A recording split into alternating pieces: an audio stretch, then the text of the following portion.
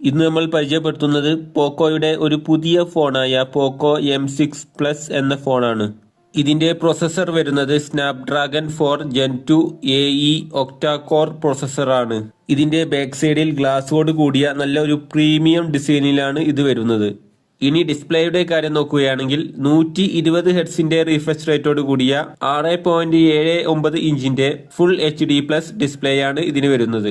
Android 14 base ചെയ്തിട്ടുള്ള Xiaomi hyper OSൽ പ്രവർത്തിക്കുന്ന ഈ ഫോണിന് 460K ANTUTU സ്കോർ ഉണ്ട്. മാത്രവുമല്ല IP53 വാട്ടർ റെസിസ്റ്റൻസ് പ്രൊട്ടക്ഷനും ഉണ്ട്.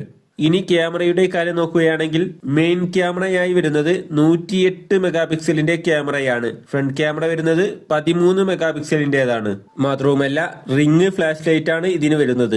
ഇനി ബാറ്ററിയുടെ കാര്യം നോക്കുകയാണെങ്കിൽ 5030 mAhന്റെ ബാറ്ററിയാണ് ഇതിന് വരുന്നത്. മാത്രവുമല്ല 33 വാട്ട്സിന്റെ ചാർജറും ബോക്സിലുണ്ട്. ഈ ഫോണിന് കമ്പനി 2 വർഷത്തെ ആൻഡ്രോയിഡ് അപ്ഡേഷനും 4 വർഷത്തെ സെക്യൂരിറ്റി അപ്ഡേഷനും നൽകുന്നുണ്ട്. 13,000 രൂപ റേഞ്ചിലാണ് ഇതിന്റെ വില വരുന്നത്. ആവശ്യമുള്ളവർക്ക് വാങ്ങാവുന്നതാണ്.